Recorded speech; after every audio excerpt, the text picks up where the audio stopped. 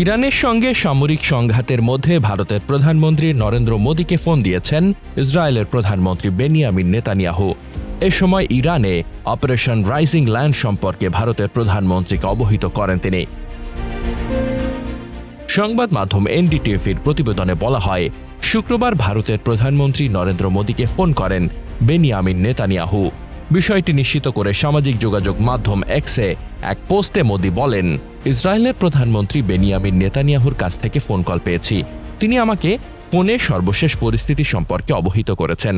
আমি এই ইস্যুতে ভারতের উদ্বেগের কথা জানিয়েছি এবং জোর দিয়েছি যে এই অঞ্চলে দ্রুত শান্তি ও স্থিতিশীলতা পুনরুদ্ধার করা জরুরি।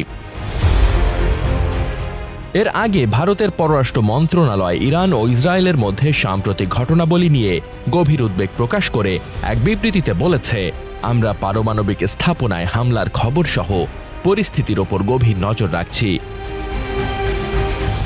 এছাড়া ইসরায়েলি প্রধানমন্ত্রীর কার্যালয় এক পোস্টে জানায়, প্রধানমন্ত্রী নেতানিয়াহু গত রাত থেকে বেশ কয়েকজন বিশিষ্ট বিশ্ব নেতার সঙ্গে কথা বলেছেন এবং মধ্যপ্রাচ্যের পরিস্থিতি সম্পর্কে তাদের অবহিত করেছেন। এর মধ্যে রয়েছেন জার্মান চ্যান্সেলর, ভারতের প্রধানমন্ত্রী এবং ফ্রান্সের প্রেসিডেন্ট। এর আগে ভারতের পররাষ্ট্র মন্ত্রণালয় ইরান ও ইসরায়েলের মধ্যে সাম্প্রতিক ঘটনাবলী সম্পর্কে গভীর উদ্বেগ প্রকাশ করে একটি বিবৃতি দেয়। এতে বলা হয়, আমরা পরিস্থিতির ক্রমবর্ধমান গতিবিধি নিবিড়ভাবে পর্যবেক্ষণ করছি, যার মধ্যে পারমাণবিক স্থাপনাগুলোতে হামলার খবরও রয়েছে।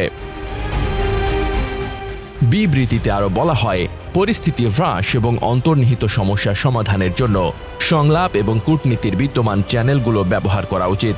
ভারত উভয় দেশের সঙ্গেই ঘনিষ্ঠ এবং বন্ধুত্বপূর্ণ সম্পর্ক উপভোগ করছে এবং সম্ভাব্য সকল সহায়তা প্রদানের জন্য প্রস্তুত।